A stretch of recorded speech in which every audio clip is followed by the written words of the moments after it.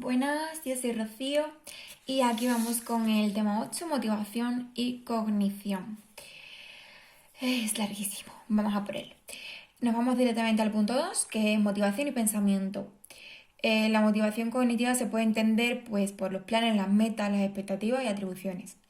La motivación cognitiva no solo es que estamos motivados para actuar ante una carencia fisiológica, sino también para establecer nuestros objetivos a largo y corto plazo. Los primeros intentos pues, fueron para solucionar la discrepancia entre el estado inicial e ideal y el plan fue la acción de la conducta motivada. El componente motivacional de los planes habla de la incongruencia que tienen las propiedades motivacionales y el componente motivacional de las metas pues son los tres elementos cognitivos que son los planes, las metas y la consistencia. Luego podemos decir importante la intencionalidad, ¿no? Que la conducta molar que considera la situación en su totalidad. Y tengo que decir antes de seguir con este tema, que en el tema anterior, que es el tema 7, se hablaba de un autoincentivo y como último se me olvidó decir una de las funciones de acrecentamiento del estímulo que ha podido entrar en examen en otras ocasiones, que habla de una discriminación de las conductas apropiadas o no, ¿vale? Y ya seguimos con lo nuestro. Aquí vemos que era la conducta molar, pues la conducta molar es el espacio vital. Y para Lewin pues planteaba la teoría del campo de fuerzas. La teoría del campo de fuerza en verdad es como el concepto de campo y tensión dinámica, que su objetivo era crear un sistema teórico. El espacio vital en este caso pues representaba la totalidad de situaciones, tanto internas, que son las psicológicas, como externas, que son las ambientales, que determinan la conducta en un momento dado. Se trata del ambiente subjetivo de la persona tal y como ella lo percibe. Lewin considera las circunstancias presentes y explica la conducta como que hay que verla como un resultado de la interacción de todas las fuerzas que obran sobre el individuo en el mismo momento en el que ocurre la conducta. Según Lewin, si se conoce el espacio vital de una persona, se puede predecir su conducta. Y considera que el individuo es un buscador activo de metas. Cuando surge algún tipo de necesidad fisiológica y psicológica, se genera tensión entre las distintas regiones que solo desaparecerá cuando la necesidad sea satisfecha. ¿Qué es la tensión? Pues la tensión es un constructo motivacional para describir la motivación interna y sirve para movilizar la conducta. En el caso de las metas, existen dos maneras de enfrentarse a dicha discrepancia meta-rendimiento, que es la reducción de discrepancia, que es que no se ha conseguido la meta ideal, y la creación de discrepancia, que es proponerse una meta más elevada. Hay dos importantes diferencias entre discrepancias meta-rendimiento que están relacionadas con el tipo de motivación implicada, como es. En la reducción de discrepancia pues, se emplea una motivación correlativa basada en el plan, mientras que la creación de discrepancias pues, se vincula a la creación de metas. Y la reducción de la discrepancia también hay que decir que es reactiva, correctiva y reguladora, y la creación de discrepancias es proactiva y busca el crecimiento personal. Rivi, en 2010, da unas características que determinan la eficacia de la meta, que son que las personas que se plantean metas obtienen mejores rendimientos, una meta presenta mejor aceptación cuando el sujeto se involucra, las metas optimizan el rendimiento siempre, esto recrea una retroalimentación, el grado de credibilidad de quien establece la meta y hay 4 posibilidades de resolución motivacional, que es dirigir la atención a la tarea, movilizar el esfuerzo, aumentar la persistencia y promover el desarrollo de las estrategias eficaces. Las metas pueden verse afectadas por otras variables, como el entrenamiento, las propias habilidades y los recursos disponibles. Tolman habla de considerar la conducta molar o intencional y dice que existen unos mapas cognitivos. El concepto de propositividad tiene dos conceptos, que es la demanda y la expectativa. Las expectativas, propósitos y cognición son los pilares que guían nuestro comportamiento. Tolman contrasta radicalmente con las teorías mecanicistas. Dice que sus sujetos no aprenden conexiones de estímulos y respuestas, sino que construyen representaciones mentales de su entorno en forma de mapas cognitivos, que le indican dónde está la meta. Los mapas cognitivos actúan como puente entre los estímulos y las respuestas. En este caso, también reproducen el conocimiento sobre las posibilidades de la conducta en un momento concreto. ¿Qué es la motivación y expectativas? Expectativa, que es una representación mental que emite ciertas conductas y se consigue una meta determinada. Las expectativas que se crean sobre el objetivo van a determinar el nivel de condición. Y existen pues, unos grupos de teoría que se llaman expectativas valor. Las necesidades producen tensiones a estas y motivan comportamientos dirigidos a una meta cuyo fin es reducir la tensión. Existe una necesidad, viene la tensión, se hace la conducta, se llega a la meta y así se reduce la tensión. Establece que la conducta se produce en función de lo que él denomina el espacio vital. El espacio vital es igual a persona por el ambiente. El valor de los objetos es como la valencia, ¿no? Hay una valencia positiva, que son objetos atractivos, y valencia negativa, que son objetos amenazantes. Lewin recurre a 4 constructos motivacionales para explicar la conducta. 1. La atención ante una necesidad del organismo. 2. La necesidad fisiológica o psicológica. 3. La valencia, que es lo deseable. Y 4. La fuerza, que en este caso es la persistencia.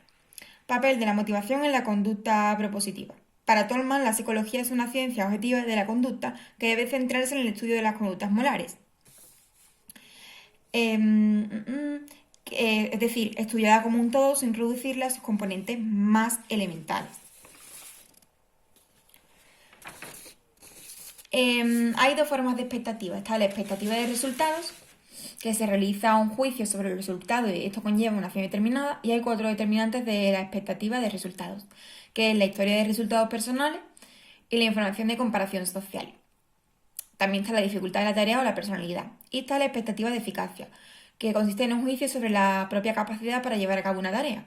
Y hay 4 factores que influyen en su creación, que son los antecedentes personales, la observación de la conducta en otra persona, las informaciones verbales que recibimos del entorno y los propios estados fisiológicos, como son limitaciones físicas, capacidad mental, dolor, etc. Existe una indefensión aprendida que se entiende como la expectativa, que no se puede hacer nada para evitar una situación aversiva. La indefensión aprendida crea expectativas de incontrolabilidad. Ribby se fundamenta en 3 componentes: la contingencia respuesta a resultados, la comprensión subjetiva de la situación y el propio comportamiento. Motivación y atribución. ¿Qué es la atribución? Pues es la adjudicación de un hecho o cualidad a alguien. Todas las teorías se desarrollan a través del estudio de la motivación del logro. Teoría ingenia de la conducta, según Heider, es la capacidad y el esfuerzo o la suerte y dificultad de la tarea. Y Weiner dice que los éxitos del pasado nos permiten reafirmar las propias creencias sobre nuestra capacidad. Y existe el sesgo atribucional, que es la equivocación al hacer algunas atribuciones. El sesgo de autocomplacencia, que es otro, son los errores por la tendencia a responsabilizarnos de nuestros éxitos. Hay 3 dimensiones de atribución causal. Está el locus, que es el lugar, la estabilidad, que es la inteligencia o el estado de ánimo, y la controlabilidad, que es el propio esfuerzo o los compañeros, el afuera.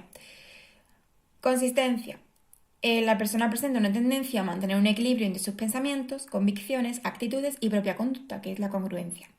Disonancia cognitiva. La disonancia cognitiva presenta una incómoda alteración de la armonía mental del sujeto, que le impulsa concretamente a una actividad orientada o a reducir o a eliminar su causa.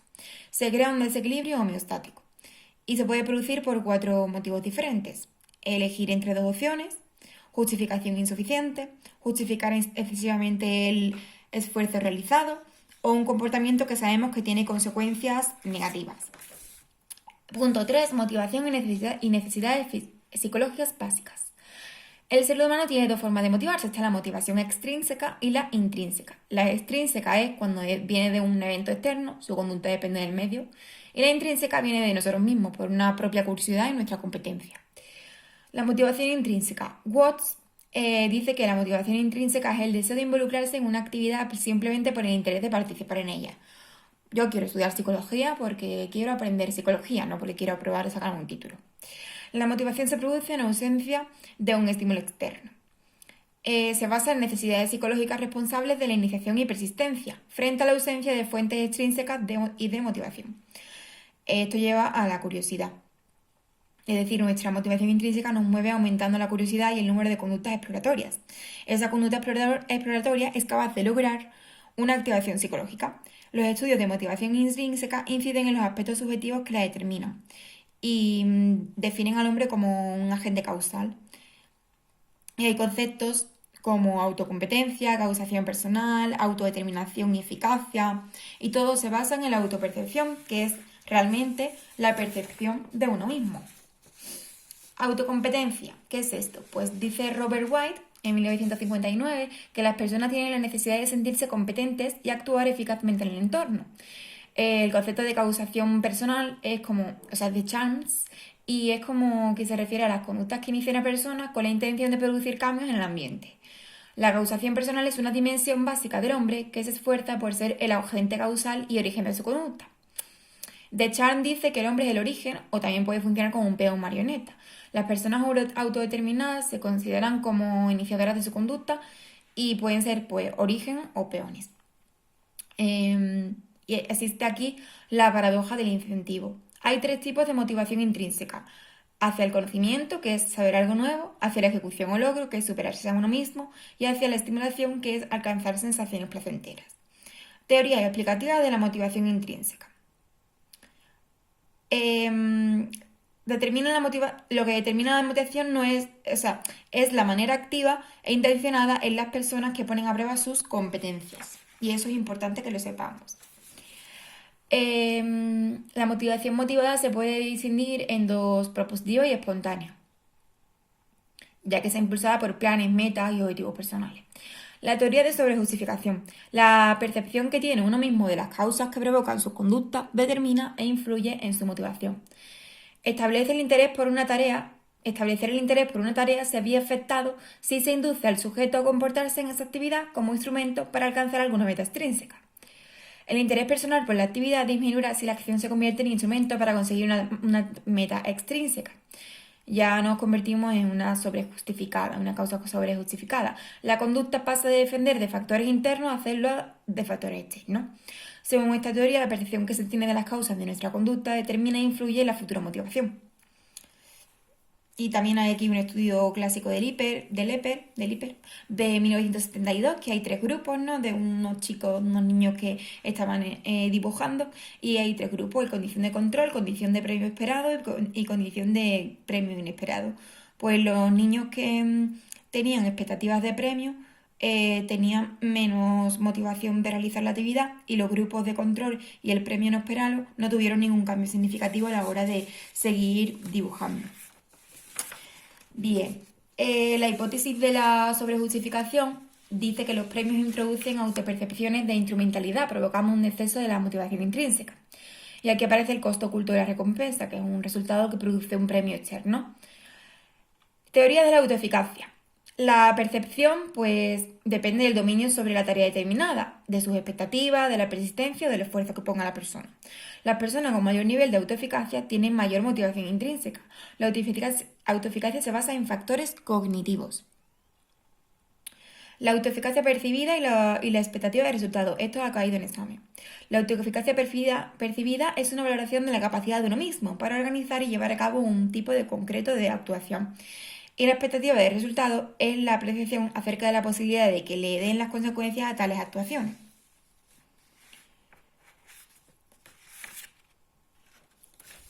Considera que la motivación depende de recompensas externas y sobre todo de recompensas internas y autogeneradas.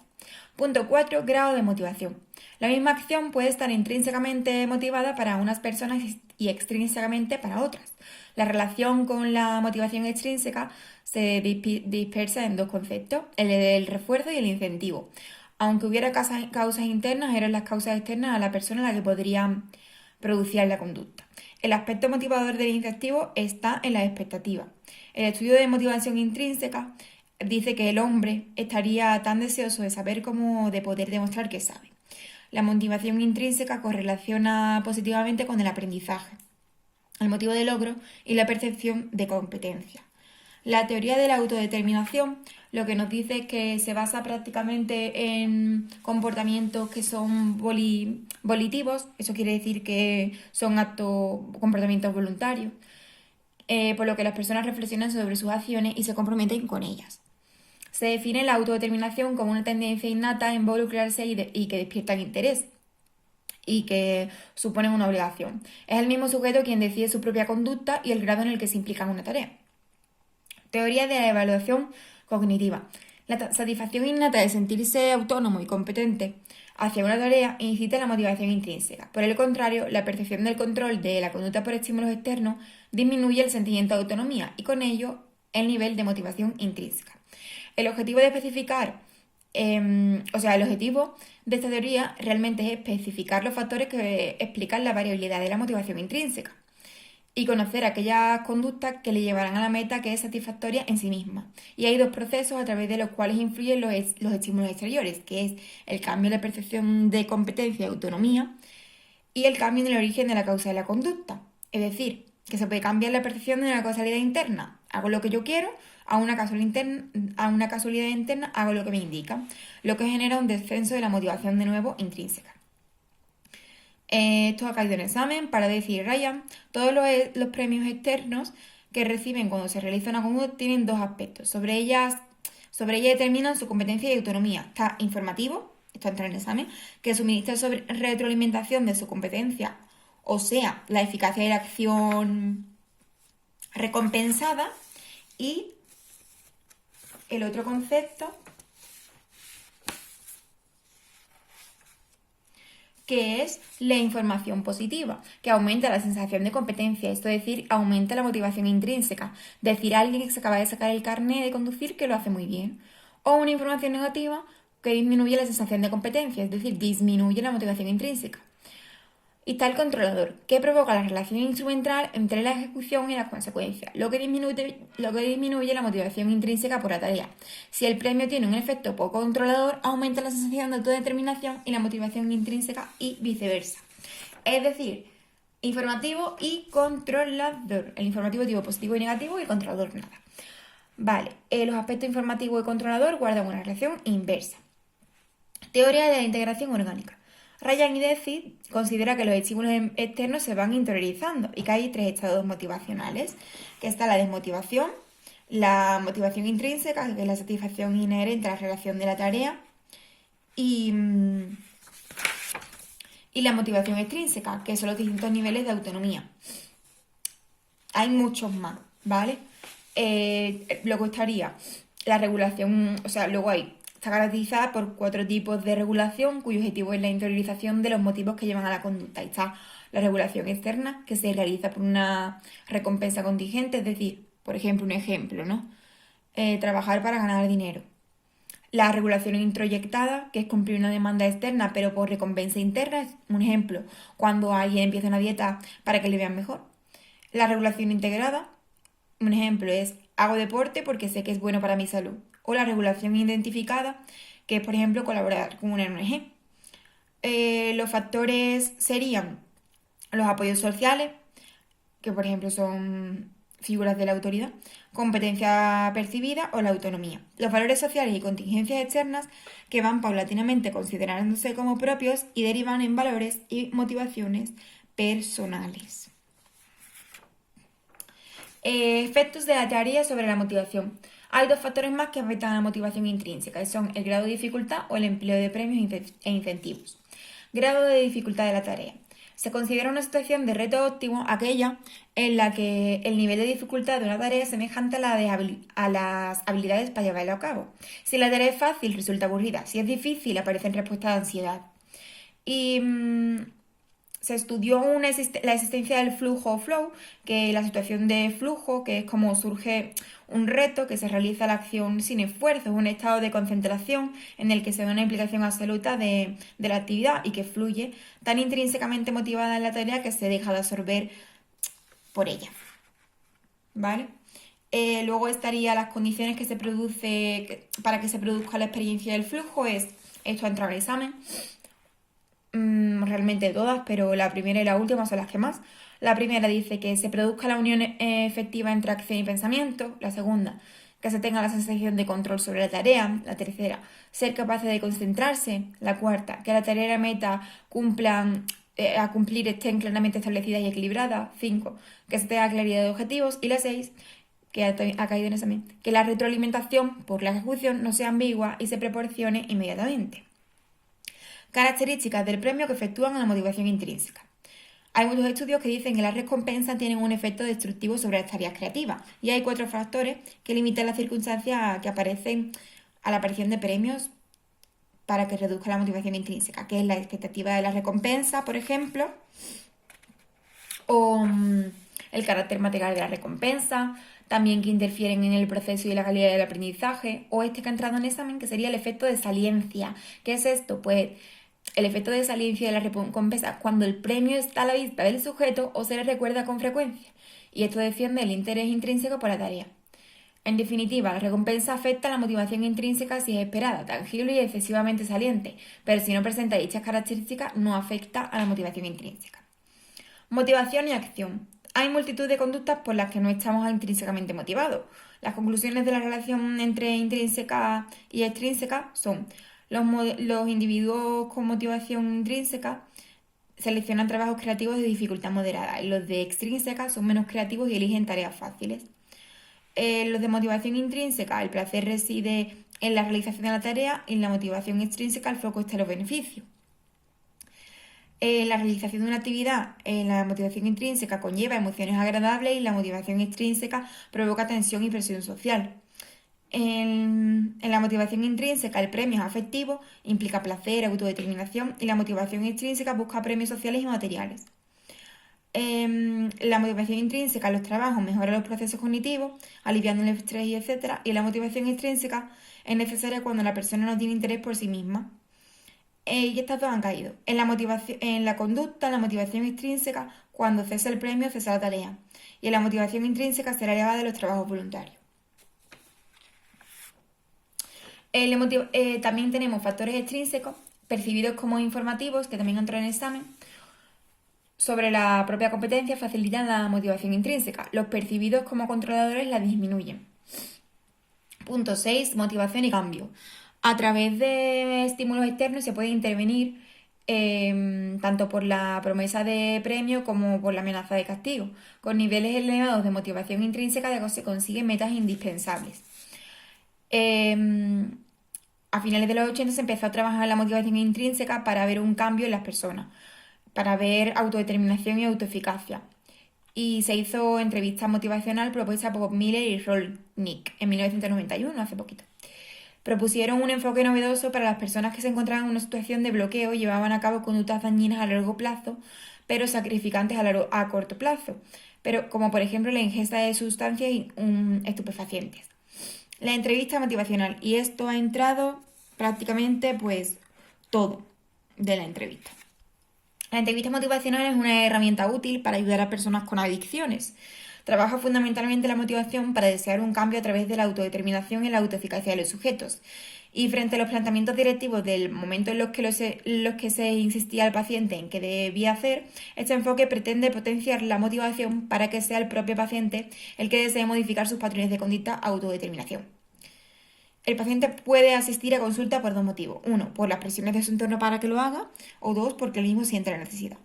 En este sentido, desde el enfoque de la entrevista motivacional se defiende que sea el propio paciente el que se plantee el cambio y no sea llevado de la mano de un terapeuta, por ejemplo. También ha entrado de la entrevista motivacional, que estimula la motivación de cambio, que ayuda a la reflexión, que resume los puntos de vista del afectado, este ha entrado mucho, que colabora para ayudar a decidir el cambio y que su aplicación es progresiva. Esto también ha entrado mucho, desde su posicionamiento ecléctico. El enfoque de la entrevista motivacional recoge recursos y estrategias de distintos autores y su mérito radica en haber sabido aunarlos para crear un modelo de intervención basado en la motivación intrínseca. Su objetivo es incrementar la conciencia del sujeto sobre los riesgos de la salud y su capacidad para hacer algo, que es la autoeficacia, centrándose fundamentalmente en que sea el propio sujeto el que plantee el cambio, autodeterminación. Sus principios han caído en examen: aumentar la motivación intrínseca del paciente a través de la autodeterminación, el empleo de estrategias persuasivas frente a las coercitivas, el establecimiento de una atmósfera positiva, que sea el sujeto el que manifieste las reacciones para cambiar, el uso de la terapia centrada, es decir, en el paciente esto quiere decir la empatía, la aceptación, la autenticidad, la utilización del modelo de cambio circular tras teórico. Muy bien, aparte ya, fase de la entrevista motivacional. Di Clemente pues dicen unas etapas para conseguir motivar al cambio, que son las siguientes, que es la fase de precontemplación, que el paciente no es consciente del problema, o la fase de contemplación, que aparece en este caso la ambivalencia y toma conciencia del problema que hay. Luego está la fase de preparación o determinación, que es donde intenta el cambio. La fase de acción es donde se pone en práctica, se pone en marcha. La fase de mantenimiento, que es donde se plantea la autodeterminación de si lo podemos mantener o no. Y la fase de recaída, que hay que reforzar la autoeficacia. El paciente pasa por distintos niveles de autoeficacia que hay que conocer en cada momento para poder trabajar con ellos. En definitiva, la tentación de consumir sustancias es inversamente proporcional a la percepción de la autoeficacia. ¿Cómo se trabaja la motivación intrínseca de una persona que desea cambiar sus hábitos de conducta? Pues, en primer lugar, el paciente tiene que estar cómodo entre lo que hace y lo que desea hacer y plantearse sus propias ambivalencias ante el problema. Trabajar las resistencias que presenta el cambio potenciando sus capacidades para lograrlo, que esto es la autodeterminación, o lograr que el sujeto considere que es capaz de conseguir, elevar su percepción de autoeficacia y o sea, hacer que se lo crean, ¿vale? La entrevista motivacional en la actualidad, pues se ha ampliado su uso como una forma de intervención de los profesionales de la salud y se ha aplicado en muchísimos trastornos de salud, como el tabaquismo y muchísimos más. Y ya acabamos, ¿eh? Uno de los objetivos de la medicina actual es promover comportamientos saludables y por este motivo se ha pasado al uso de la entrevista motivacional. Con la entrevista motivacional podemos trabajar la motivación intrínseca consiguiendo cambios más duraderos y sobre todo con un mayor compromiso. Bueno, pues hasta aquí el tema 8. El final ha sido un poco más agradable de estudiar. Espero que para vosotros también lo haya sido. Y nada, deciros que tengáis mucha suerte y nos vemos en el próximo tema. Un saludito.